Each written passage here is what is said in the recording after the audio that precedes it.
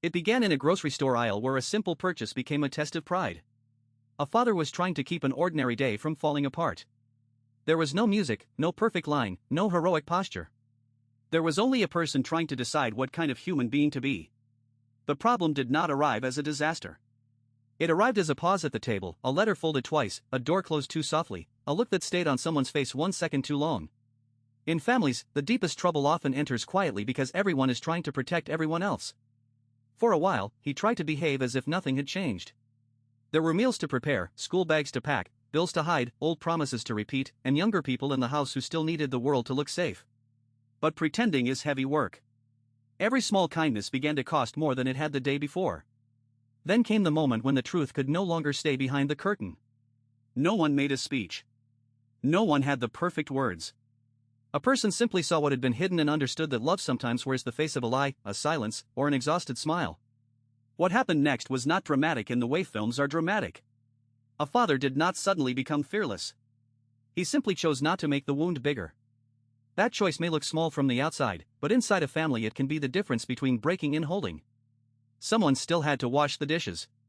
Someone still had to go to work. Someone still had to answer a child's question without letting the voice shake. This is how ordinary people carry extraordinary burdens, not with grand gestures, but by doing the next necessary thing. The hardest sentence was never said aloud.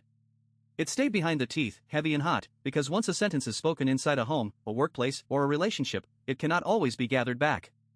This is why the story still lands in today's world.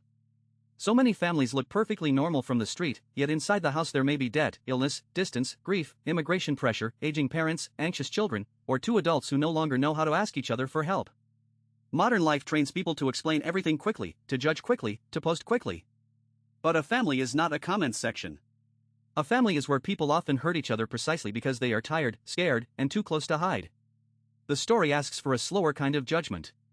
Before calling someone weak, dramatic, cold, or dishonest, maybe ask what fear they were carrying and what they were trying to protect. This is why the story does not feel old, even if the setting may belong to another time. The costumes change, the technology changes, the cities change, but the human problem remains recognizable. People still want to be understood before they are judged. They still want a second chance without being reduced to their worst mistake.